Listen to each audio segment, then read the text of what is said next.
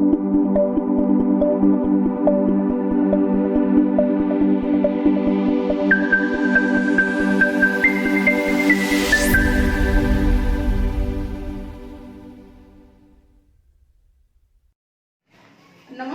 सृजन academy group में फिर आपका एक बार स्वागत है।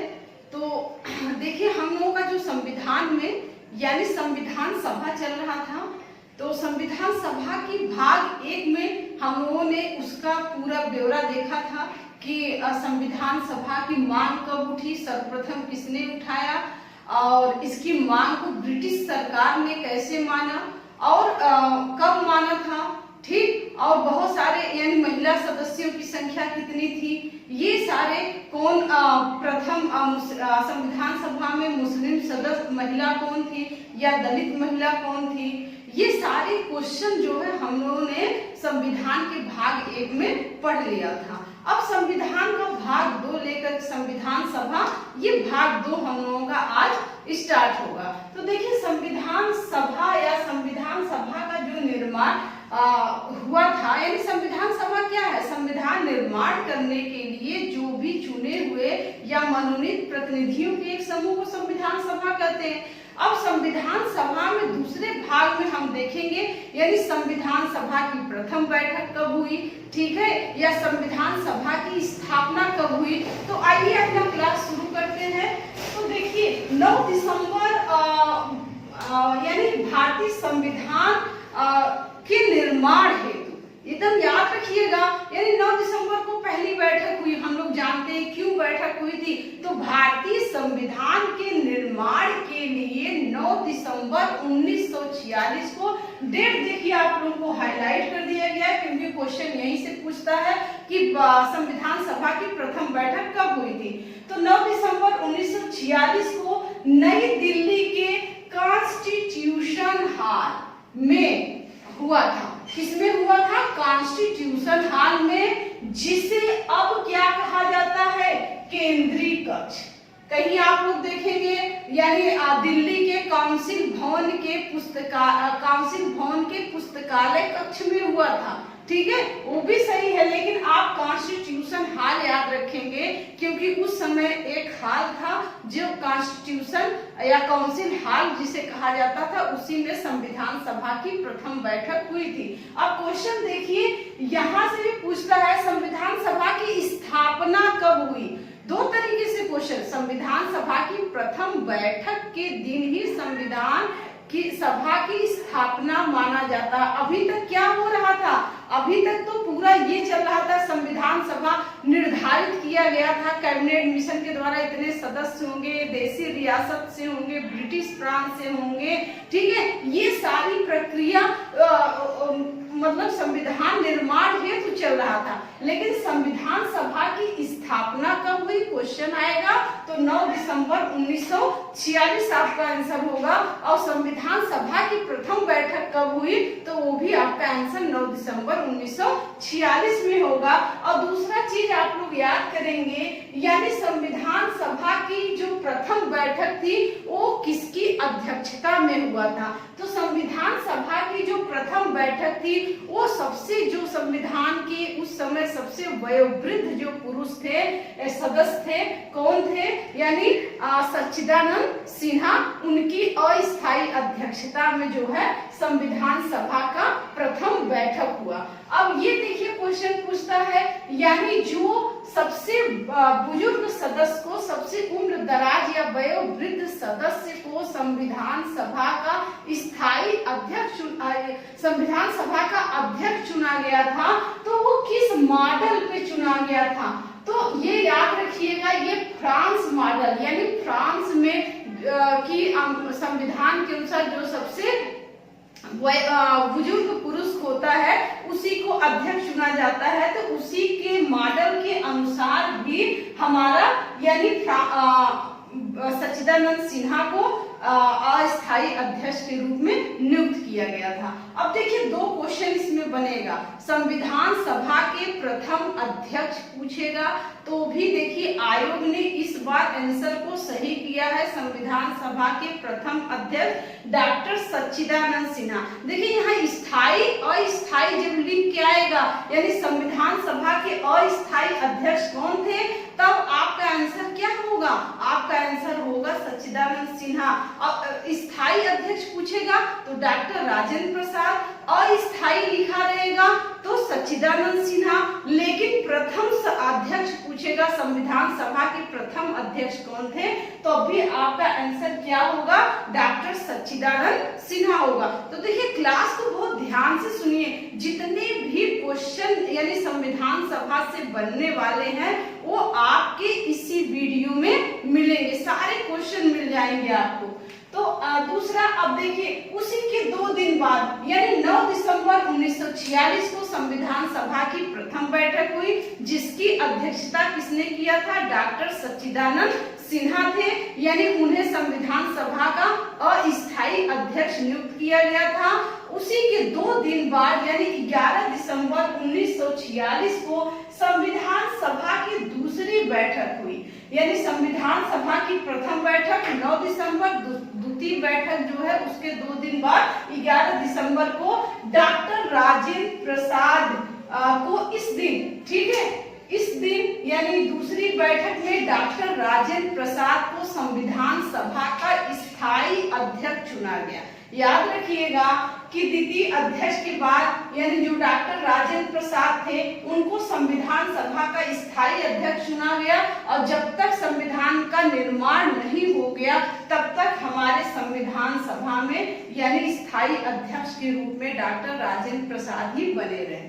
ठीक, अब देखिए उसी दिन आपके 2 और काम हुए थे, यानी स्थायी अध्यक्ष के रूप में डॉक्टर राजेंद्र प्रसाद को चुना गया, और क्या हुआ था, और एस.सी. मुखर्जी यानी संविधान सभा का उपाध्यक्ष किसे चुना गया, ध्यान रखिएगा, तो एच.सी. मुखर्जी, हरेंद्र कुमार मुखर्जी। देखिए सी से यानी ये चूंकि बंगाली थे तो बंगाली में कुमार ऐसे लिखते हैं, COOMAR कुमार लिखते हैं, तो एच.सी. मुखर्जी, हरेंद्र कुमार मुखर्जी को उपाध्यक्ष चुना गया। संविधान सभा के उपाध्यक्ष कौन थे, एच.सी. मुखर्जी तथा बी.एन. राव, एकदम ध्यान रखिएगा, बी.एन. राव यानी बेनेगल नरसिम्हा राव, पूरा नाम क्या है, बेनेगल नरसिम्हा राव को संविधान सभा का संवैधानिक सलाहकार चुना गया। एकदम ध्यान रखिएगा, बहुत बार क्वेश्चन पूछा गया संविधान सभा के संवैधानिक सलाहकार कौन थे, तो कौन थे, बेनेगल नरसिम्हा राव। आधा तो बच्चे क्या करते हैं, बी.एन. राव याद करके आते हैं, और जब ऑप्शन में बी.एन. राव न लिख करके बेनेगल नरसिम्हा राव रहेगा तब आप कंफ्यूज हो जाएंगे। तो जब भी पढ़िए एकदम ऐसा पढ़िए कि एग्जामिनर जब भी आपको घुमाए आपको पूरा कंसेप्ट क्लियर होना चाहिए। तो बेनेगल नरसिम्हा राव को संविधान सभा का संवैधानिक सलाहकार नियुक्त किया गया, और इनको जो है यानी संविधान का, विश्व के संविधान का अध्ययन करने के लिए इन्हें विदेश भेज दिया गया उसी दिन। यानी इन्होंने लगभग 60 देशों के संविधान को विधिवत पढ़ा था और उसी के अनुसार संविधान का प्रारूप बनाया था। ठीक, अब ये जो बेनेगल नरसिम्हा राव थे यानी इन्होंने सिर्फ जो भारत का हमारा संविधान है ये संवैधानिक सलाहकार के रूप में बिल्कुल फ्री सेवा किया, इसके एवज में उन्होंने 1 रुपए भी नहीं लिया था। और ये बी.एन. राव यानी और किस देश के संविधान का निर्माण किया, तो इन्होंने बर्मा के संविधान का निर्माण किया जो वर्तमान में म्यांमार नाम से जाना जाता है। और जो अंतरराष्ट्रीय न्यायालय है जिसका मुख्यालय कहाँ है, हेग में है, वहां पे ये जो है भारत की तरफ से यानी प्रथम न्यायाधीश भी नियुक्त हुए थे, कौन, बी.एन.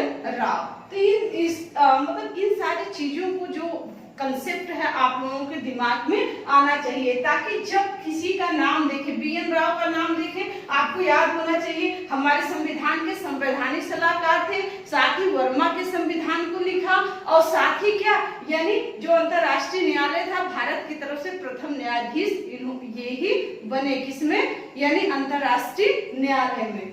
अब नेक्स्ट देखिए, यानी 9 दिसंबर को देखिए पहली बैठक, 2 दिन बाद यानी 2 प्लस किए 11 दिसंबर को आपकी दूसरी बैठक, और वही देखिए 2 11 में 2 प्लस करिए दिसंबर 1946 को यानी पंडित जवाहरलाल नेहरू ने ऐतिहासिक उद्देश्य प्रस्ताव संविधान सभा में पेश किया। तो उद्देश्य प्रस्ताव क्या था? उद्देश्य प्रस्ताव हम जानते हैं संविधान पंडित जवाहरलाल नेहरू ने पेश किया। इसी उद्देश्य प्रस्ताव पे हमारी जो प्रस्तावना है वो पूरी प्रस्तावना इसी के आधार पर लिखी गई। तो उद्देश्य प्रस्ताव का क्या अभिप्राय था? तो उद्देश्य प्रस्ताव यानी उसे कहते हैं जिससे हमारे संविधान का उद्देश्य निहित हो, यानी हमारे संविधान का जो निर्माण किया जाएगा उसका दर्शन क्या होगा, उसका मूलभूत उद्देश्य क्या होगा, ये चीज उद्देश्य प्रस्ताव के तहत किया गया था, निहित था। और इसी उद्देश्य प्रस्ताव को यानी कब पंडित जवाहरलाल नेहरू ने पेश किया था? तो 13 दिसंबर 1946 को कहाँ पेश किया था? संविधान सभा में पेश किया था। और संविधान सभा ने इस उद्देश्य प्रस्ताव को कब पास किया, कब स्वीकार किया? तो 22 जनवरी 1947। तो इसको याद रखिएगा आप लोग, यानी 13 दिसंबर 1946 को पंडित जवाहरलाल नेहरू ने ऐतिहासिक उद्देश्य प्रस्ताव संविधान सभा में पेश किया और 22 जनवरी 1947 डेट याद रखिएगा कि उद्देश्य प्रस्ताव को संविधान सभा ने कब स्वीकार किया? तो 22 जनवरी 1947 को संविधान सभा ने यानी 13 दिसंबर 1946 को पेश किया था। तब तक ये मंथन किए, मनन करने के बाद सर्वसम्मति से 22 जनवरी 1947 को संविधान सभा ने इस उद्देश्य प्रस्ताव को स्वीकार कर लिया। और इसी उद्देश्य प्रस्ताव के आधार पर यानी हमारे भारत का संविधान कैसा होगा, उसका उद्देश्य क्या होगा, उसका रूपरेखा कैसा होगा, उसी के आधार पर जो है बहुत सारे यानी समितियों का गठन किया गया। यानी इन समितियों का कार्य क्या था? संविधान के निर्माण में अलग अलग समितियों का अलग अलग योगदान था। तो उन समितियों का निर्माण किया। तो देखिए, आइए देखते हैं महत्वपूर्ण जो 13 समितियों का गठन किया गया था, उसमें जो महत्वपूर्ण समितियां थी उनको हम लोग देखेंगे। तो देखिए महत्वपूर्ण जो समितियां थी, पहले देखिए संघीय संविधान समिति, याद रखिएगा संघीय संविधान समिति, इसके अध्यक्ष हमेशा क्वेश्चन पूछता है कि संघीय संविधान समिति के अध्यक्ष कौन थे? तो संघीय संविधान समिति के अध्यक्ष पंडित जवाहरलाल नेहरू थे। कार्य संचालन संबंधी समिति, देखिए आपको जब भी क्वेश्चन देखिए ये बहुत ही क्वेश्चन घुमावदार है। कार्य संचालन समिति का अध्यक्ष पूछता है, लोग डॉक्टर राजेंद्र प्रसाद लगा के आते हैं। वो लोग सोचते हैं कि यही जो है डॉक्टर राजेंद्र प्रसाद संविधान सभा के अस्थायी अध्यक्ष हैं। तो कार्य संचालन कैसे होगा, ये अध्यक्ष का दायित्व होता है, इसलिए लोग डॉक्टर राजेंद्र प्रसाद को लगा के आते हैं, जो बिल्कुल गलत है। तो कार्य संचालन समिति के जो अध्यक्ष थे वो के.एम. मुंशी थे। कौन थे? तो के.एम. मुंशी थे। एकदम रट डालिए आप लोग, कन्हैयालाल मणिकलाल मुंशी, ये सारी चीजें एकदम रट जाइए, घोल के पी जाइए। अब देखिए प्रक्रिया विषयक एवं नियम संबंधी समिति, जहां प्रक्रिया आएगा और नियम संबंधी समिति आएगा तब आप उसके अध्यक्ष किसको बताएंगे? डॉक्टर राजेंद्र प्रसाद को। प्रक्रिया समिति यानी संविधान की प्रक्रिया पे क्या विचार विमर्श होगा वो, और नियम संचालन संबंधी जो भी समिति होंगे उसके अध्यक्ष डॉक्टर राजेंद्र प्रसाद होंगे। अब देखिए मोस्ट इम्पोर्टेंट है क्या? प्रांतीय समिति। देखिए आप लोग थोड़ा सा क्लास को ध्यान से देखें, आपको टीचर जो बताता है तो देखिए सृजन एकेडमी की ये बहुत बड़ी मतलब सच्चाई है कि आप लोगों को कहीं से भी कोई तथ्य गलत नहीं बताता है। जो भी बताता है यानी हम लोग क्या है, बच्चों को एकदम उज्जवल भविष्य देने की कामना करते हैं। ये नहीं कि हम अपना YouTube चैनल को ग्रोथ करने के लिए हाई फाई बातों को में ले जाए, उलझाए, ऐसा कुछ नहीं है। यानी जो फैक्ट है आप लोगों के सामने है, जिम्मेदारी आप लोगों की है, आप लोग उसको पढ़िए, होशियार बनिए और अब मतलब आलस को अब त्याग दीजिए। आलस को त्यागना बहुत जरूरी है। 5 महीने से बच्चे घर में बैठे बैठे आलसी हो गए हैं, उन आलस को त्यागिए और पढ़ाई में मन लगाइए। जो पढ़ेगा नहीं वो जो भी एग्जाम आने वाले हैं, बहुत सारी वैकेंसी आने वाली है, वो बाहर हो जाएगा। और CET आपका आ गया है, एलिजिबिलिटी टेस्ट जो 3 साल के लिए वैलिड होगा, और उन जब तक आप क्वालिफाई नहीं करेंगे आप पात्र नहीं बनेंगे किसी भी एग्जाम के। इसलिए अभी से आप लोग जागरूक हो जाइए और ध्यान लगाकर पढ़िए। तो देखिए, यानी प्रांतीय संविधान समिति बहुत इंपॉर्टेंट समिति है। इसके अध्यक्ष कौन थे? सरदार वल्लभ भाई पटेल। प्रांतीय संविधान समिति के अध्यक्ष सरदार वल्लभ भाई पटेल थे। नेक्स्ट इंपॉर्टेंट है मूलाधिकार एवं अल्पसंख्यक समिति, यानी मूल अधिकार और अल्पसंख्यक समिति के अध्यक्ष कौन थे? सरदार वल्लभ भाई पटेल थे। झंडा समिति नेक्स्ट हमारा देखिए मोस्ट इंपॉर्टेंट, इसके आगे आप लोग जितना भी मोस्ट लिखना चाहें लिख लीजिए, यानी ये मोस्ट इंपॉर्टेंट क्वेश्चन है। तो ये झंडा समिति के अध्यक्ष कौन थे? तो डॉक्टर राजेंद्र प्रसाद। आप लोग बहुत सारे देखेंगे बुक में झंडा समिति के अध्यक्ष कौन बता देता है? JB कृपलानी, जो पूरी तरह से गलत है। तो झंडा समिति के अध्यक्ष कौन थे? यानी डॉक्टर राजेंद्र प्रसाद थे। और झंडा समिति के ये उप समिति अगर पूछेगा मूलाधिकार के उप संबंधी समिति तो कौन थे? Doctor JB Kripalani. तो झंडा समिति के अध्यक्ष कौन थे? डॉक्टर राजेंद्र प्रसाद। और मूल अधिकार संबंधी उप समिति के अध्यक्ष कौन थे? JB कृपलानी। अब देखिए सर्वोच्च न्यायालय समिति, सर्वोच्च न्यायालय समिति के अध्यक्ष कौन थे? यश वादाचार्य। कौन थे? यश वादाचार्य। और जो सबसे इंपॉर्टेंट यानी बहुत बार क्वेश्चन पूछ चुका है, प्रारूप समिति के अध्यक्ष। देखिए प्रारूप समिति का अध्यक्ष पूछेगा तो भी डॉक्टर राजेंद्र प्रसाद आपको करके आना है। मसौदा समिति का अध्यक्ष पूछेगा तब भी डॉक्टर राजेंद्र प्रसाद डॉक्टर भीमराव अंबेडकर को लगा के आना है।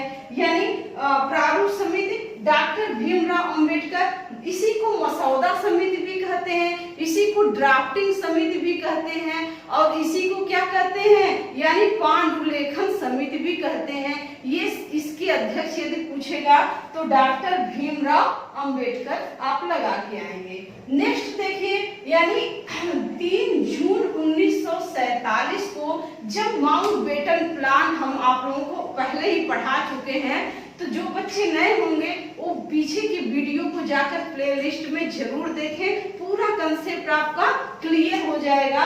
तो 3 जून की योजना पढ़ाए हैं, इसे मनबाटन योजना कहा जाता है, बाल्कन प्लान योजना कहा जाता है, डिग्गी बोर्ड योजना कहा जाता है। ठीक है, तो क्यों कहा जाता है आप पीछे की वीडियो को देखिए। तो 3 जून 1947 को माउंटबेटन योजना की घोषणा के बाद भारत का विभाजन हो जाए। ठीक है, भारत और पाकिस्तान दो डोमिनियन स्टेट में बट गया। और उसके विभाजन के पहले जो संविधान सभा में सदस्यों की संख्या कितनी निर्धारित की गई थी कैबिनेट मिशन के द्वारा?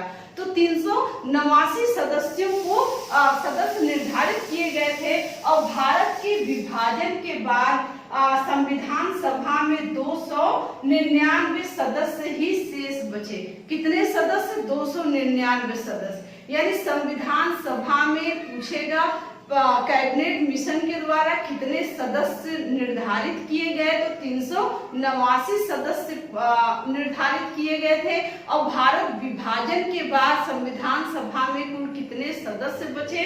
कितने सदस्य बचे? 299 सदस्य। अब देखिए देश जब विभाजित हो गया हमारा, तो 31 अक्टूबर 1947 को, कब? 31 अक्टूबर 1947 को संविधान सभा की बैठक बुलाई गई, कि पुनर्गठन बैठक बुलाई गई कि हम संविधान सभा का फिर से क्या किया जाएगा? पुनर्गठन किया जाएगा।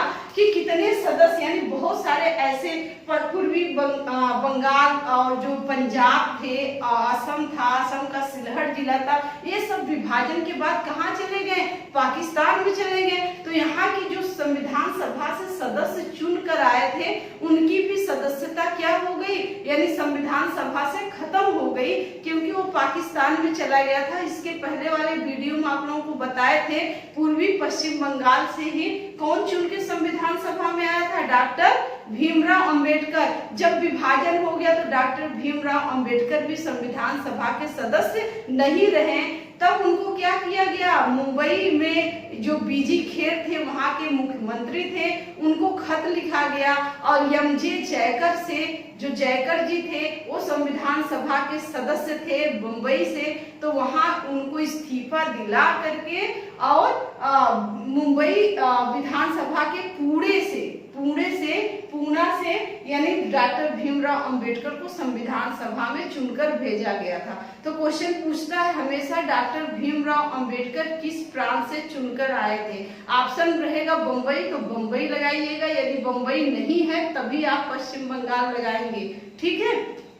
नेक्स्ट देखिए, यानी जब पुनर्गठन किया गया तो क्या हो गए, यानी 299 सदस्य ही संविधान सभा में शेष बचे थे और इनमें से यानी 299 में से 229 कौन, कितने 229 सदस्य जो विभिन्न प्रांत थे हमारे उससे थे और 70 सदस्य देशी रियासत से थे। कितने सदस्य, 70 सदस्य देशी रियासत से थे। क्वेश्चन याद रखिएगा, संविधान सभा में यानी देशी रियासतों से विभाजन के बाद यानी दो क्वेश्चन इससे बनता है, यानी संविधान सभा में देशी रियासतों से कितने सदस्य को निर्धारित किया गया था, कितने सदस्य को, 93 सदस्यों को। लेकिन भारत के विभाजन के बाद संविधान सभा में 299 सदस्य शेष रहे, जिसमें 229 सदस्य कहां से थे, विभिन्न प्रांतों से, और 70 सदस्य देशी रियासत से थे। और संविधान सभा में क्वेश्चन पूछता है सबसे अधिक सदस्य संख्या किस प्रांत से थे। एकदम ध्यान रखिएगा, तो जो संयुक्त प्रांत है वहां से सबसे अधिक सदस्य थे। कितने सदस्य थे, 55 सदस्य थे। यानी संविधान सभा में प्रांतों से किस प्रांत से सबसे अधिक सदस्य थे, संयुक्त प्रांत से कितने सदस्य थे, 55 सदस्य थे। और अगर देशी रियासतों में पूछता है, देशी रियासतों में सर्वाधिक सदस्य संख्या किस रियासत की थी, तो मैसूर की थी। मैसूर में कितने सदस्य थे, 7 सदस्य थे। तो ध्यान रखिएगा, इसको बहुत इंपॉर्टेंट है, मोस्ट इंपॉर्टेंट में आप डाल दीजिएगा इसको। नेक्स्ट देखिए, यानी 22 जुलाई, इसको याद रखिएगा, बहुत इंपॉर्टेंट है। 22 जुलाई 1947 को यानी संविधान सभा के चतुर्थ अधिवेशन में, देखिए बहुत इंपॉर्टेंट है, रियल क्वेश्चन है, आप लोगों को जल्दी कहीं मिलेगा नहीं। यानी 22 जुलाई 1947 को संविधान सभा के चतुर्थ अधिवेशन में राष्ट्रीय ध्वज को अपनाया गया। कि राष्ट्रीय ध्वज को कब अपनाया गया था संविधान सभा के द्वारा, 22 जुलाई 1947 को। एकदम ध्यान रखिएगा, आपका राष्ट्रीय ध्वज को अपनाया गया था, जो तिरंगा है। अब आधुनिक क्वेश्चन यहाँ से पूछता है कि जो संपूर्ण भारत के लिए झंडे का जो आधुनिक झंडे के डिजाइनर कौन थे, या जिनको निर्माता किसे कहा जाता है, तो पिंगली बंकैया को आधुनिक झंडे का निर्माणक कहा जाता है, निर्माता कहा जाता है पिंगली बंकैया को। इसको ध्यान रखिएगा, पिंगली बंकैया याद रह जाएगा आप लोगों को, उम्मीद करते हैं। तो 22 जुलाई 1947 को संविधान सभा का के चतुर्थ अधिवेशन में, यानी 22 जुलाई 1947 को संविधान सभा द्वारा हमारे राष्ट्रीय ध्वज को स्वीकार किया गया। और अगर क्वेश्चन पूछ दिया गया संविधान सभा के किस अधिवेशन में स्वीकार किया, तो चतुर्थ अधिवेशन में स्वीकार किया गया था। अब देखिए अक्टूबर 1947, नेक्स्ट है अक्टूबर 1947 में संवैधानिक सलाहकार। अब संवैधानिक सलाहकार हमारे कौन थे, माननीय बी.एन. राव थे। तो बी.एन. राव ने संविधान सभा का प्रथम प्रारूप तैयार किया, यानी बी.एन. राव ने संविधान सभा का प्रथम प्रारूप कब तैयार किया था? तो 1947 में, ठीक है। यानी जिसमें इस प्रथम जो उन्होंने प्रथम प्रारूप तैयार किया था उसमें 243 अनुच्छेद और 13 अनुसूचियां थी। कितनी थी? 243 अनुच्छेद और 13 अनुसूचियां थी। और इस यानी बी.एन. राव द्वारा जो प्रारूप तैयार किया गया था उस प्रारूप पर यानी संविधान के उस मूल पाठ पर यानी विचार करने के लिए 29 अगस्त मोस्ट इम्पॉर्टेंट डेट है 29 अगस्त 1947। कब? 29 अगस्त 1947 को डॉक्टर भीमराव की अध्यक्षता में एक 7 सदस्यीय प्रारूप समिति का गठन किया गया। यानी डॉक्टर बी.एन. राव के द्वारा तैयार प्रारूप पर विचार करने के लिए, संविधान के मूल पाठ पर विचार करने के लिए यानी 29 अगस्त 1947 को डॉक्टर भीमराव अंबेडकर की अध्यक्षता में एक 7 सदस्यीय प्रारूप समिति का गठन किया गया। अब देखिए प्रारूप समिति को और किस नाम से जाना जाता है? तो आप लोगों को इससे पहले बताया, फिर देख लीजिए। प्रारूप समिति या मसौदा समिति या संविधान निर्मात्री समिति या पांडुलेखन समिति, ड्राफ्टिंग समिति अगर पूछेगा तो ये सबके अध्यक्ष कौन थे? डॉक्टर भीमराव अंबेडकर। ये प्रारूप समिति का ही अन्य बहुत सारे नाम हैं। यानी प्रारूप समिति को क्या क्या कहा जाता है? मसौदा समिति कहा जाता है, संविधान निर्मात्री समिति कहा जाता है और पांडुलेखन समिति कहा जाता है, ड्राफ्टिंग समिति कहा जाता है। तीन सारे के अध्यक्ष आपको एक लगाना है, डॉक्टर भीमराव अंबेडकर। ठीक। अब 26 अक्टूबर देखिए, 26 अक्टूबर 1948 में प्रारूप समिति ने संविधान का प्रारूप संविधान सभा में पेश किया। यानी जब इनको प्रारूप समिति 29 अगस्त 1947 को यानी गठित हुआ, इस पर विचार करने के बाद 26 अक्टूबर 1948 को प्रारूप समिति ने यानी इस प्रारूप पर संविधान के सभा में पेश किया गया। यानी इस प्रारूप पर विचार करने के लिए संविधान सभा में उसको लाया गया। तो संविधान के इस प्रारूप पर यानी संविधान सभा में 3 वाचन हुए। बहुत इंपॉर्टेंट, देखिए साइन में क्वेश्चन आ गया। पिछली बार आया था तृतीय वाचन, संविधान सभा का तृतीय वाचन कब से कब हुआ। तो एकदम इसीलिए याद आपको बार बार इस पर फोकस किया जा रहा है क्योंकि एक साई की वैकेंसी आने वाली है। ये सारे फैक्ट आपके दिमाग में होने चाहिए। तो 26 अक्टूबर 1948 को प्रारूप समिति ने यानी संविधान सभा में इस प्रारूप को पेश किया और संविधान सभा ने इस प्रारूप पर यानी 3 वाचन हुए। संविधान सभा में कितने वाचन हुए? 3 वाचन हुए। अब प्रथम वाचन कब हुआ था? तो 4 नवंबर 1948 से 9 नवंबर 1948 तक प्रथम वाचन। 4 नवंबर 1904 + 5 याद कर लीजिएगा, डेट 1948 में। ठीक है, 4 नवंबर से 9 नवंबर तक जो है प्रथम वाचन हुआ।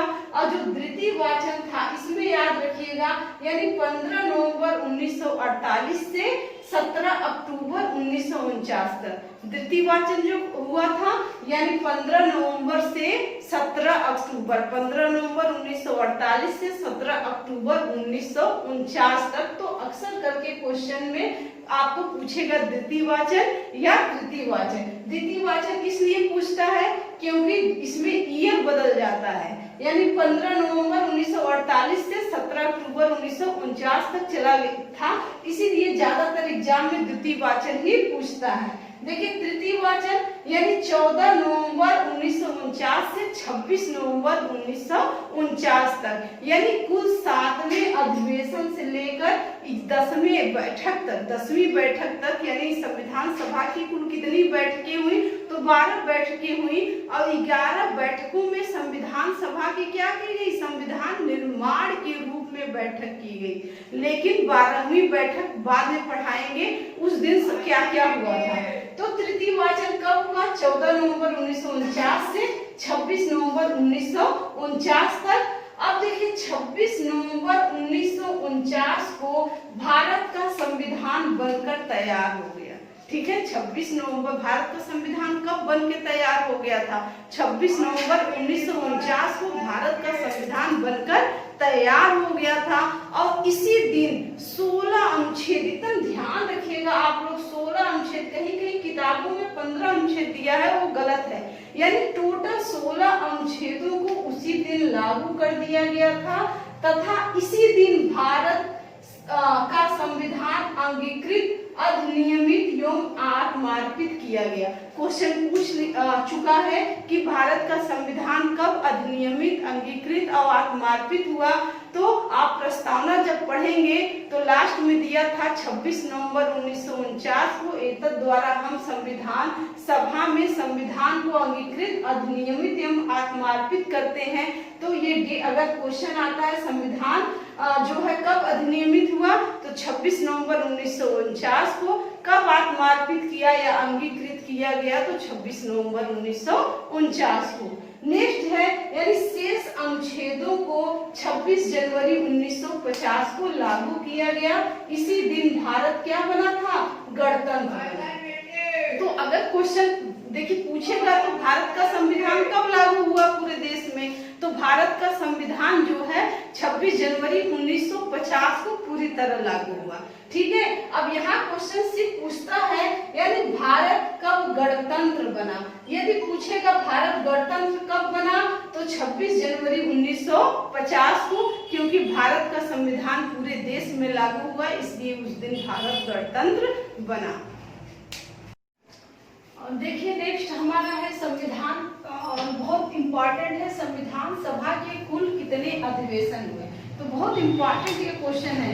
अगर पूछेगा संविधान सभा के कुल कितने अधिवेशन हुए, तो 12, यानी कितने अधिवेशन हुए? 12 अधिवेशन हुए। लेकिन संविधान सभा के संविधान निर्माण हेतु कितने अधिवेशन हुए, तो 11 अधिवेशन।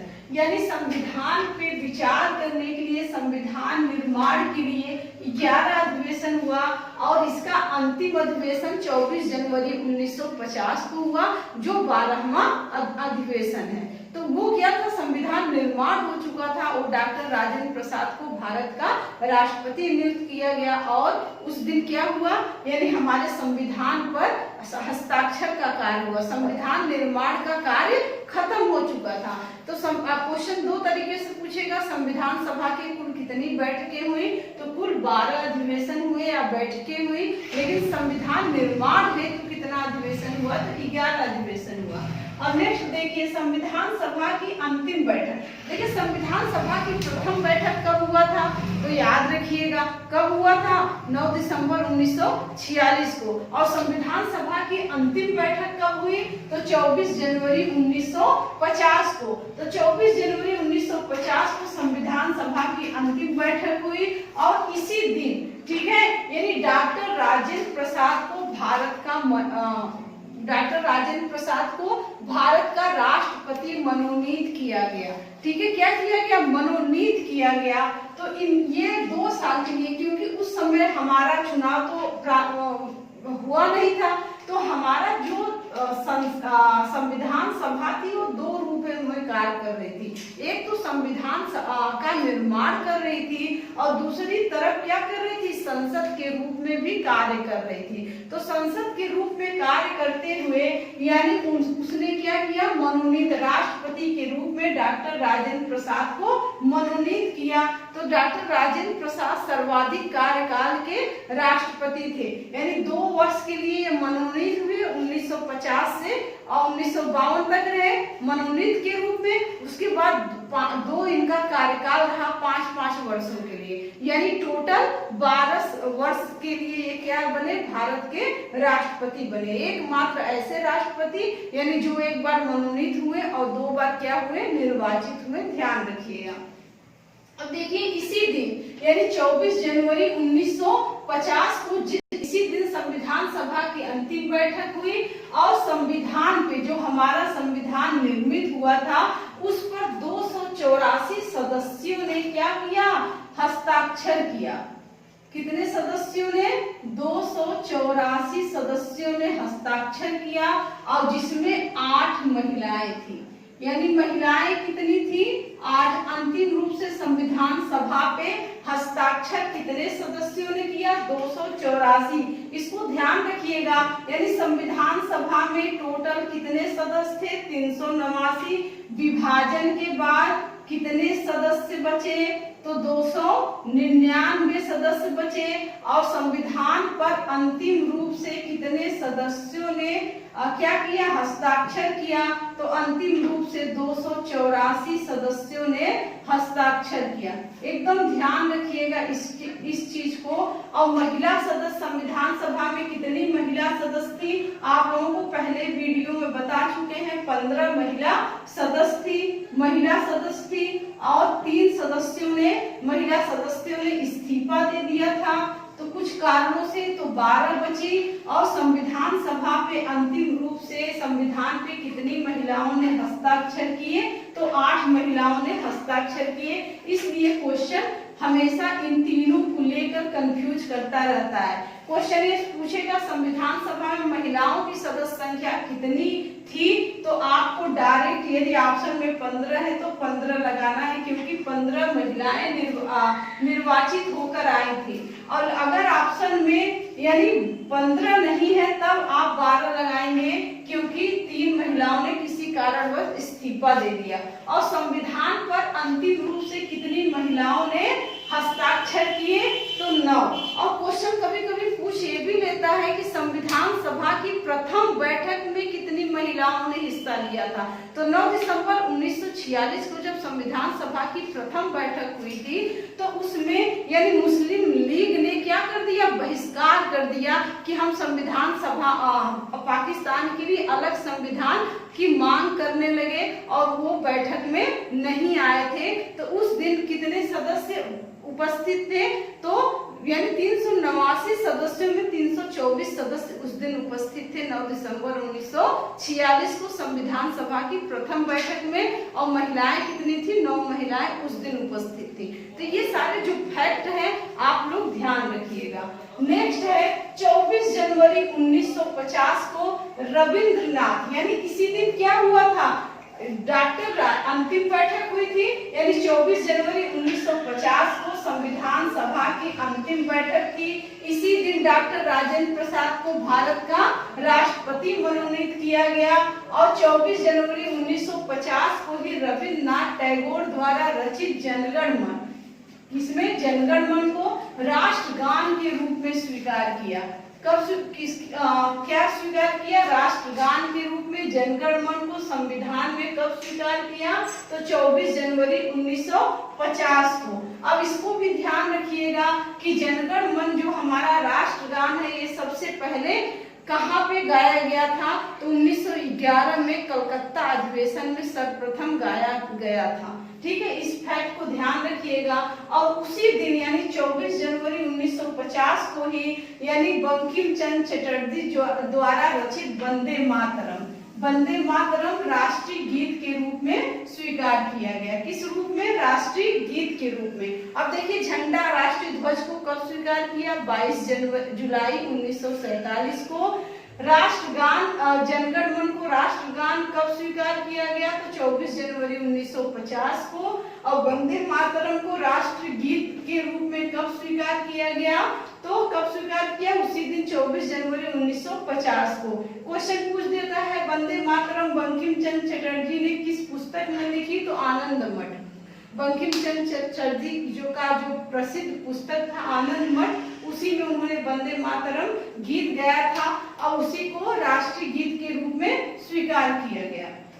अब देखिए 26 जनवरी 1950 को जो सारनाथ स्थित अशोक का लाट है, या जो 4 सिंह हैं, शीर्ष हैं, उसी को हमारा राष्ट्रीय चिन्ह के रूप में स्वीकार किया गया। किस रूप में? राष्ट्रीय चिन्ह के रूप में स्वीकार किया गया। इसको ध्यान रखिएगा।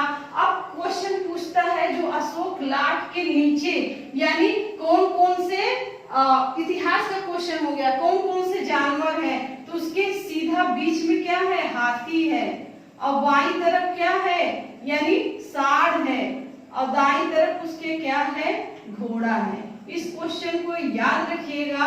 और नीचे क्या है? सत्यमेव जयते लिखा है। क्या लिखा है? सत्यमेव जयते।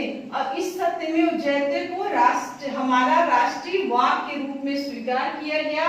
और सत्यमेव जयते कहाँ से लिया गया है? कहाँ से लिया गया है? तो मुंडको उपनिषद से, मुंडको उपनिषद से। इस फैक्ट को याद रखिएगा, इतिहास में बहुत क्वेश्चन पूछता है। यानी सत्यमेव जयते कहाँ से लिया गया है? तो मुंडको उपनिषद से लिया गया है। और हमारा राष्ट्रीय वाक्य क्या है? सत्यमेव जयते है। तो ये देखिए, ये सारा जो है फैक्ट आप लोग ध्यान रखिएगा। वीडियो को एक बार देखिए, 2 बार करिए, देखिएगा। आप लोग स्किप ना करें, क्योंकि बहुत सारे क्वेश्चन इस एग्जाम में इसी संविधान सभा के इसी पोर्शन से बनते हैं। यदि आपको वीडियो पसंद आए तो लाइक शेयर सब्सक्राइब जरूर करिएगा। Thank you.